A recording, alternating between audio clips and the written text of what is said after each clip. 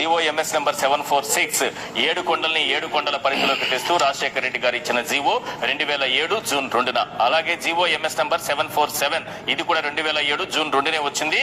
ఇది తిరుమల దివ్యక్షేత్రంతో పాటు ప్రముఖ హిందూ దేవాలయాల పరిసరాల్లో అన్యమత ప్రచారం చేయడం చట్టరీత్యా నేరంగా ప్రకటించబడింది ఈ జీవోల ద్వారా. దీనిపైన చంద్రబాబు నాయుడు గారు ఏం చేశారో తెలుసా?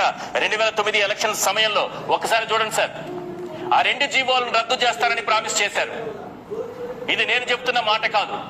Promising to scrap the new government Order 746 and 747 amid loud cheers as the Zivos were originally being used to attack Christians. Mr. Naidu promised to ఇది. నెక్స్ట్ ఇంకా ఉన్న ఆధారాలు 1, 2 కాదు. నెక్స్ట్ చూపించండి ఒకసారి.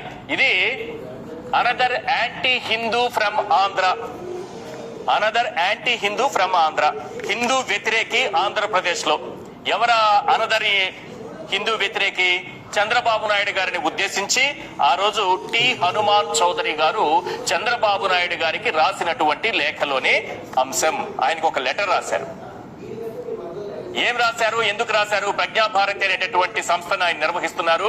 ఆ సంస్థ చైర్మన్ గా కూడా ఆయన వ్యవహరిస్తున్నారు. ఆయన రాసినటువంటి ఈ లెటర్ లో చాలా స్పష్టంగా The latest is while addressing the 71st state level conference of the Bible mission near Guntur on 27 January 2009. You promised to repeal ZO 746 which proclaims Tirumala and Tirupati as Hindus Punya Kshetras and ZO 747 which prohibits converting missionaries, preaching and related activities in the vicinity of Hindus temple. మీరు ఏం promise చేశారంటే 2 జీవోలను రద్దు చేస్తానని promise చేశారు. ఇది correct కాదని ఆ రోజు చంద్రబాబు నాయుడు గారికి టి హనుమాన్ చౌదరి రాసినటువంటి లేఖ.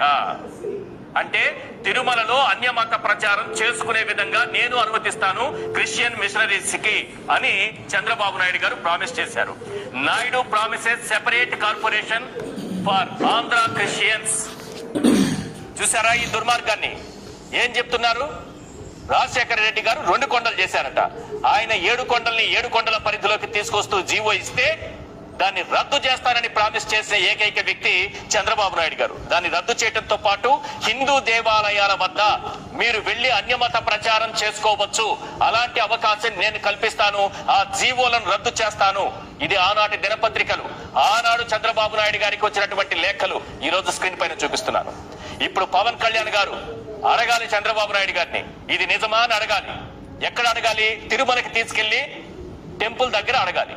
చంద్రబాబు నాయుడు గారు ప్రామిస్ చేసి చెప్పాలి, తిరుమలలో అన్యమత ప్రచారానికి అనుమతించే విధంగా 746 జీవోని 747 జీవోని నేను రద్దు చేస్తాను, ఆ జీవోలను లేకుండా చేస్తానని ప్రామిస్ చేశారా లేదా చంద్రబాబు నాయుడు గారు?